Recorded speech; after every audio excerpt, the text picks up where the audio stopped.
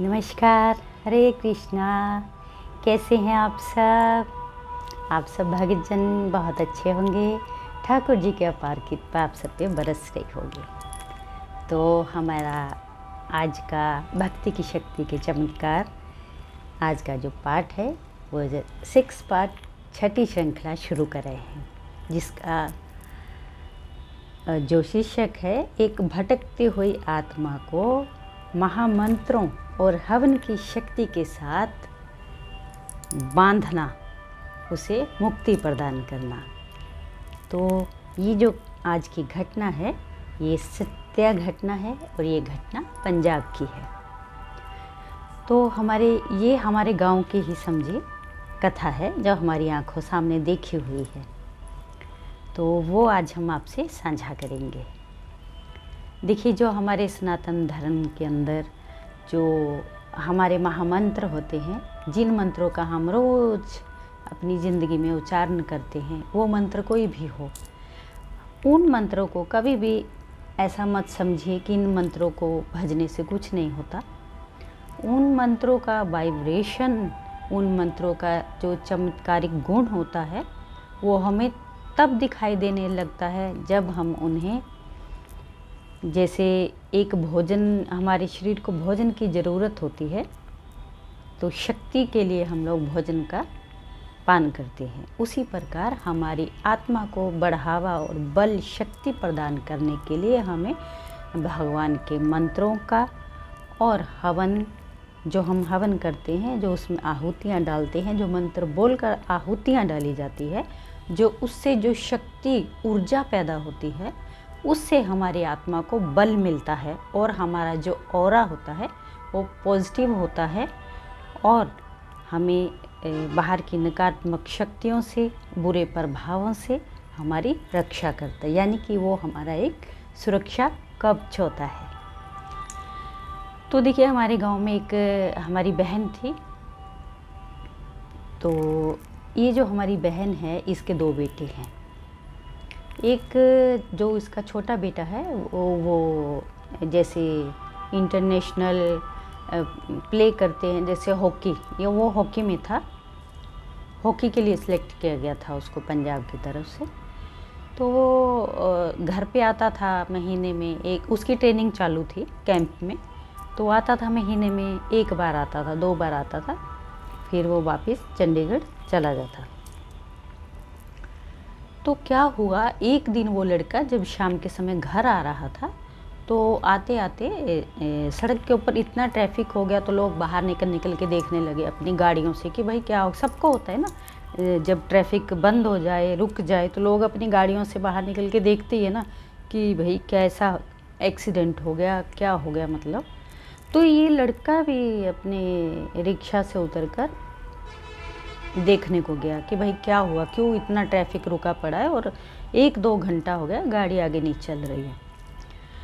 तो इसने भी आगे जाके देखा, तो क्या देखा ये लड़का, क्या देखता है कि बहुत भयानक एक्सीडेंट हुआ पड़ा है।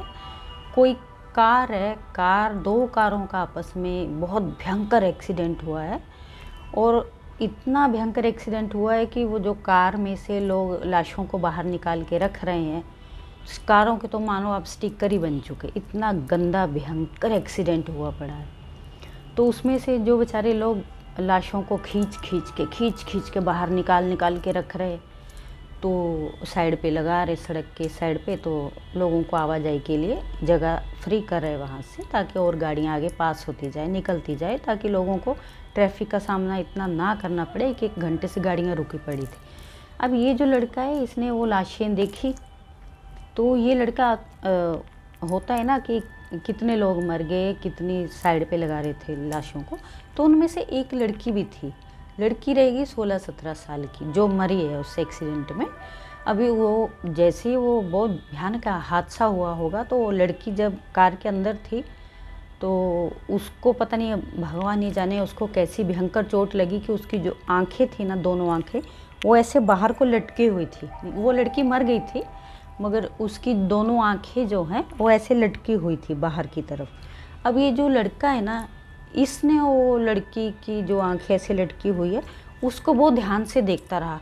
वो सोचता रहा कि इसकी कैसी मौत हुई है, इसकी आंखें क्यों ऐसे लटक रही है।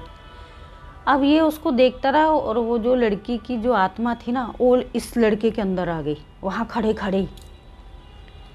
अब ये लड़का वहाँ से रिक्शे में बैठा, अब जगह फ्री होने लगी तो लोग गाड़ियाँ लेके जाने लगे, तो ये रिक्शे में बैठ गया। अब जी जैसे ही रिक्शे में बैठा तो इसको बहुत भयंकर बुखार शुरू हो गया, जबकि ये लड़का ठीक ठाक है, अपने घर को आ रहा है एकदम। इसको बुखार होना शुरू हो गया, इसका सर फटना शुरू हो गया। कैसे तैसे करके लड़का घर पहुंचा और इसने आते ही अपनी मम्मी को बोला कि रास्ते में ऐसा ऐसा करके कुछ बहुत भयंकर एक्सीडेंट हुआ है, वहाँ पर बहुत सी लाशें, मतलब दोनों गाड़ियों में से बाहर निकाली जा रही थी, उनमें से एक लड़की भी थी। वो लड़की की जो हालत थी वो बहुत, मतलब देखी ना जाए ऐसी हालत थी उसकी डेड बॉडी की। तो जब उसके प्राण निकले होंगे या उसको कोई ऐसी भयंकर चोट लगी तो उसकी दोनों आंखें ऐसे बाहर लटकी हुई है, बाहर निकल चुकी है उसकी आंखें। तो उसने अपनी मम्मी को आके बताया और बोल रहा है कि जब मैंने वो सीन देखा, उस सीन को देखने के बाद ही मेरा सर भारी होने लग गया और मेरा सर फटने को आ रहा, मुझे बहुत तेज़ बुखार हो रहा है। तो उसकी मम्मी ने उसको बोला, अच्छा तू ऐसा कर, डर गया है शायद, तो हाथ मुंह धो जल्दी से, तेरी नज़र उतारूँ। मम्मी ने उसने नज़र वजर उतारी, वो लड़के ने खाना पीना खाया, मगर उसका वही सिलसिला चालू, उसका तो सर दुख रहा है, फटने को आ रहा है। अभी उसकी मम्मी और वो, अच्छा जब रात हुई, जब 11-12 बजने लगे रात के, तो ये लड़का बार बार एक ही बात बोलने लगा, आँखें आँखें, उसकी आँखें, उसकी आँखें, उसकी आँखें। अभी इसकी मम्मी डर गई, ये क्या बोलती तेरे को आँखें आँखें, क्या करा वो बोल रहा, उसको वही चीज़ दिखाई दे रही, आँखें आँखें आँखें।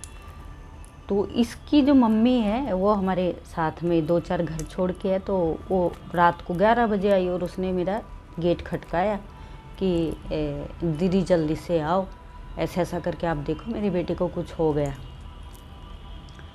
अब मैं गई उसके घर में, अभी उनसे प्यार भी बहुत है हमारा आपस में, तो उसके घर पे जाके गई। मैंने उसको, जैसे ही मैंने उसके लड़के को देखा तो मैं देखते ही बोला, मैंने बोला तेरे लड़के के ऊपर कोई छाया आ चुकी है भाई ऊपर की। तो बोलती है आपको कैसे पता चला, क्योंकि मेरा तो बेटा आते ही मेरे को यही बात सुनाई। मैंने बोला उसका चेहरा देखो और उसकी आंखें देखो, उसकी आंखें पूरी लाल हो चुकी है, आपको दिखाई नहीं दे रहा है क्या? और लड़का कैसे आड़ा टेढ़ा मुंह कर रहा है, आपको समझ में नहीं आ रहा है क्या? ये नॉर्मल बच्चे की निशानी है क्या? जिसको बुखार होता है तो वो इस प्रकार से आंखें लाल होती है, मगर ऐसे नहीं होती। और आड़ा टेढ़ा मुंह बना रहा है, आपको समझ में नहीं आ रहा, आपके बच्चे को भयंकर किसी, मतलब बाहर की छाया ने, छाया मतलब कोई ऊपरी भूत प्रेत कुछ ऐसा छाया, उसको ऐसा बोलते हैं, तो वो लग गई है, पीछे से आ गई है तुम्हारे घर पे। तो वो बोलती है अभी क्या किया जाए। मैंने बोला देखो इसका घर में कुछ झाड़ फूक करके देखो, आसपास के किसी को बुला के। तो एक पंडित भी थे हमारे साथ वाले, वो भी आए, उन्होंने भी देखा आगे, वो भी देख के यही बोला कि इसके ऊपर कोई छाया है। अभी जितने भी हमारे आस पड़ोस के उसको देखने को आ रहे, वो सब एक ही बात बोल रहे देख देख कर, क्योंकि देख के पता चल जाता है ना क्या चीज़ हो रही है सामने से। तो वो सब ने बोला कि इसके ऊपर तो छाया है, अभी क्या करें, किसी को मतलब मालूम है कहाँ लेके जाएं बच्चे को जल्दी से। अच्छा आप यकीन नहीं करेंगे कि 2 दिन पहले ही ना मेरे पास सहेली आई थी, तो उसने आके मेरे को हमारे गांव के उधर एक बाजू में ही थोड़ी दूर 1.5-2 किलोमीटर की दूरी पे, अब मेरे को नाम भी भूल गया क्योंकि बात भी थोड़ी सी पुरानी हो गई है ना, कौन गांव के तो नाम भी कुछ अजीब अजीब से रहते हैं। तो उसने मेरे को बोला था कि हमारे घर के अंदर कुछ ऐसी सी छाया आ गई थी, तो हमने उसका इलाज वहाँ पे करवाया है। तो उसकी बात मेरे दिमाग में रह गई, तो मैंने उसको बोला कि आप ऐसा करो, ये बच्चे को ना जल्दी से वहाँ ले जाओ, वहाँ पे जितनी भी छाया होती है, वहाँ पर जो पंडित जी हवन ववन करते हैं, उनके अंदर इतनी पावर है कि मंत्रों की शक्ति से वो कैसी भी भयंकर से भयंकर आत्मा पीछे लग जाए, उसको मंत्रों की ऊर्जा से बांध देते हैं पेड़ के साथ। आप इसको सुबह जल्दी से जल्दी बच्चे को अपना लेके जाइए। तो सुबह हुई तो ये लोग 6 बजे ही निकल गए बच्चे को लेके जल्दी से जल्दी। जब ये लोग निकले तो इसके पापा, इसकी मम्मी, ये लोग लेके निकले वहाँ पर। तो साथ में हमारे गांव के जो पंडित जी वो भी चल पड़े साथ में देखने के लिए, ताकि मतलब माँ बाप को भी थोड़ा हौसला रहे कि कोई गांव का भी साथ में है। तो 1-2 लोग और साथ में लेके निकले। तो जब ये लोग जहाँ मैंने बताया था वहाँ पूछते पूछते, मैंने भाई मेरे को पक्का नहीं मालूम, मेरे को तो ऐसा नाम सुना है, आप जाके पूछ लो। वो लोग पूछे लोगों ने बताया ऐसे ऐसे आप जाइए। तो ये लोग चले गए, तो उनका पता मिल गया। अब जैसे उनका पता मिला, ये लोग उसको मंदिर में जैसे ही अंदर दाखिल करवाने लगे, तो लड़का उसके अंदर ऐसी पावर आ गई कि उसको 10 लोग खींचा करे, वो लड़का मंदिर के अंदर ना जाए। अभी आप देखिए इन चीज़ों के अंदर कितनी पावर होती है। लोग 10 खींचा करे, वो लड़का अंदर ना जाए। तो फिर ये लड़के के जो पिताजी है, ये भाग के मंदिर के अंदर गए। उन्होंने वो पुजारी जी को बोला कि गुरुजी आप जल्दी आइए, देखिए हमारा बेटा हाथ से निकला जा रहा है, उसको बहुत भयानक कुछ हो रहा, कष्ट हो रहा उसको रात से, आप देखिए उसको। अब ये जो हमारे जो पंडित वगैरह जो सुलझे हुए होते हैं, जिनके पास ज्ञान होता है, मंत्रों का सही उनको उच्चारण करने का ढंग मालूम होता है, उन्होंने सिमरन कर कर के जो शक्ति अपने अंदर बना रखी रहती है, उस शक्ति से उनको पता ही चल जाता है पहले से कि क्या होने वाला है, आज कौन आएगा, आज कौन नहीं आएगा। तो उन्होंने जल्दी से उनको बोला कि भाई आप ऐसा कीजिए, बच्चा अंदर आ नहीं रहा है, वो आएगा भी नहीं, क्योंकि वो जो इसके पीछे आत्मा लगी है वो बहुत भयंकर और उसको कष्ट है, इस आत्मा को भी, वो इसको छोड़ना नहीं चाह रही है बच्चे को।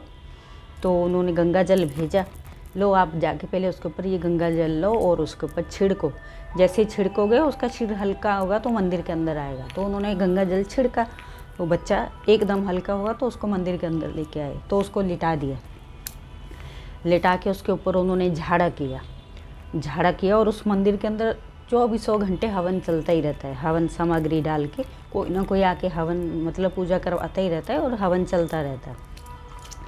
उन्होंने उसको हवन का जो वो रहता है, जहाँ हवन बनाते हैं वहाँ पर हवन के पास उसको लेटाया और वो लड़के को मंत्र उच्चारण करने शुरू कर दिए और उसको जल पिलाया, गंगा जल पिलाया, उसको शांत हुआ बेटा। और फिर मंत्रोच्चारणों से उसका झाड़ा किया तो वो बच्चा शांत हुआ। फिर उन्होंने उसको बच्चे को पता नहीं क्या क्या मंत्रोच्चारण किए, क्या क्या किया।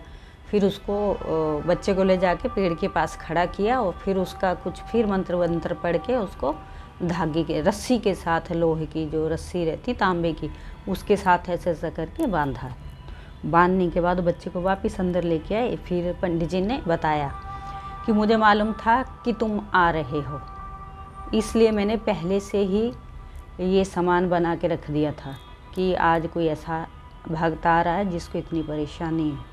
अगर आप इस बच्चे को आज नहीं लेके आते तो ये जो आत्मा इसके पीछे लगी है, इस बच्चे को भी मार देती। वो आत्मा जो है उसका बहुत भयंकर एक्सीडेंट हुआ और वो बहुत पीड़ा में थी, वो साथ में आपके बच्चे को भी ले जाती। क्योंकि ये जो आप उसके पीछे कैसे आई, उसके माता पिता ने बोला कि ये मतलब हमारे बच्चे के पीछे कैसे आ गए। उसने बोला कि जब इसका एक्सीडेंट हुआ था वहाँ पर जो लाशें निकाल रहे थे, तो कभी भी मृत आत्मा जो होती है जिसके अंग भंग हो जाते हैं, मतलब हमारे शरीर के जैसे टुकड़े होके कोई इधर गिर गया, कोई उधर गिर गया, मुंह कट गया या कुछ भी गर्दन कट गई, हाथ पांव कट गए, तो ऐसी लाश को किसी को भी बहुत देर तक देखना नहीं चाहिए। क्योंकि वो उसको खुद को भी नहीं मालूम होता ना उस आत्मा को कि मैं मर चुका हूँ, है उसको लगता ही नहीं। अभी आप एकदम से किसी की गर्दन काट दो तो उसको थोड़े ना मालूम कि मैं मर गया, तो उसकी तो जो अंदर की ऊर्जा जो आत्मा वो तो जिंदा ही है ना, अभी तक उसको एहसास ही नहीं हुआ कि मेरे को मृत्यु इतनी जल्दी आ गई क्या। तो उसकी आत्मा उसी वहीं भटक रही है ना अपने शरीर के पास। तो एकदम से जो उसको कोई इतने वो देखता रहता है तो वो आत्मा अटैक कर देती है, उसको तुरंत उसके अंदर आ जाती है। तो आपका लड़का उसको देख ही रहा था, तो तभी तो ये आंखें करा क्योंकि इसने उसके लटकते हुए आंखें देखता रहा। फिर पंडित जी ने बताया कि अभी ये जो आत्मा है ये किसी और को अटैक ना करे, तो मैंने इसको मंत्रों की और हवन जो उन्होंने किया, फटाफट हवन की जो ऊर्जा, जो मंत्रों की जो ऊर्जा वाइब्रेशन फैलता है, जो उसका ऑरा होता है, उससे उन्होंने उस आत्मा को पेड़ के पास बांध दिया और बोले कि देखिए ये एक ऐसी आत्मा है जिसको आप लेके आए हो साथ में, मैंने यहाँ पे एक ही आत्मा नहीं बांधी हो, इस पे पेड़ के ऊपर कम से कम हज़ारों आत्माएं बंधी पड़ी है। जो ऐसे जो भटकती हुई आत्मा आ जाती है, एक्सीडेंट की आत्मा आ जाती है, जिन जिन लोगों को पता है इस मंदिर में ऐसा मतलब मुक्ति मिलती है इंसानों को आत्माओं से, तो वो लोग आते हैं श्रद्धा से। जिसको अपने धर्म के ऊपर, सनातन धर्म के देवी देवताओं के ऊपर, अपने मंत्रों के ऊपर, अपने वेद शास्त्रों के ऊपर भरोसा हो, तो भगवान क्यों नहीं, जिसके ऊपर भरोसा हो तो उसकी क्या सहायता नहीं करते? भगवान उसी की सहायता करते हैं जिनको उनके ऊपर भरोसा होता है, विश्वास होता है, अपनी भक्ति की शक्ति के ऊपर विश्वास होता है। तो आपने देखा कैसे एक भयंकर से भयंकर आत्मा को मंत्रों की शक्ति से, गंगा जल की जो पावर है उससे उन्होंने मुक्त किया और एक पेड़ के साथ बांध दिया, और वो बच्चे को नया जीवन दिया और बच्चे को उस भयंकर आत्मा से छुटकारा दिलाया। तो ये जो आज की हमने आपको कहानी सुनाई, ये पंजाब से थी, और ये जो कहानी है ये हमारे साथ सामने हुई है, मेरी आंखों पर प्रत्यक्ष देखा हुआ है, जो मैं आपको सुना रही हूँ। तो वो बच्चा बच गया, तो उसके माँ बाप फिर आए अगले दिन, तो उन्होंने आके मुझे बहुत मेरे पाँव छूने लगे कि आप अगर नहीं बताते तो हमारा तो बेटा आज दुनिया में नहीं होता।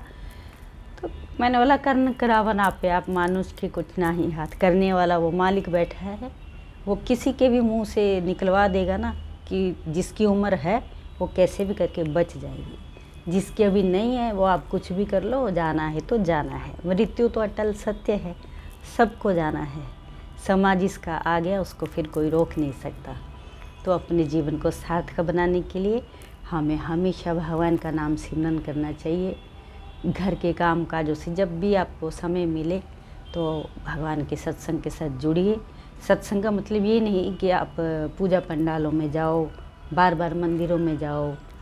सत्संग का मतलब ये होता है अपने आप के संग बैठना, क्योंकि हमारी आत्मा ही सत्य है, वही शिव है, वही सुंदर है। तो अपने आप के संग बैठना और अपने आप को जानना ही सत्संग कहलाता है। तो जैसे भी जिसको जो भी समय मिलता है, 2 घड़ी अपने मोबाइल में हज़ारों चीज़ें देखते हो आप, आपके ऊपर डिपेंड करता है कि आपको क्या पसंद है। तो आप सब कुछ देखिए, सब कुछ करिए, मगर साथ में अपना 2 पल का जो समय है वो ईश्वर को ज़रूर दें। इस धरती के ऊपर सभी रिश्ते नाते जो है वो व्यर्थ है। एक जो सच्चा रिश्ता है वो हमारे भगवान का और भक्त का होता है। हमने तो अपनी ज़िंदगी में यही आजमाया है, जो अपने जीवन का हमने जो निचोड़ निकाला है वो यही है कि दुनिया में सबसे बड़ा रिश्ता भगवान के साथ होता है। बाकी जो सब रिश्ते हैं वो सामाजिक है, उन सब रिश्तों को निभाते जाना है, अपनी जिम्मेदारी पूरी करना है और इस दुनिया में रहते हुए, माया में रहते हुए माया में लिप्त नहीं होना है। तो हम सबको अपने अपने भाग्य के अनुसार कर्म करते चलना है, अच्छे कर्म कर, सबको अच्छे कर्म करना है और हमेशा अपने ठाकुर जी की भक्ति में लीन रहना है। तो आज की कथा आपको कैसी लगी कमेंट में ज़रूर बताना। आप अगर ऐसी कोई सच्ची घटना हमें बताना चाहते हैं तो ज़रूर बताइए और हमारे साथ, हमारे परिवार के साथ जुड़िए और हमें प्रोत्साहन कीजिए, ताकि हम रोज़ नई और अच्छी अच्छी मोटिवेशनल कहानियाँ, सच्ची कहानियाँ आपके सामने पेश करते रहें। तो तब तक के लिए हरे कृष्णा।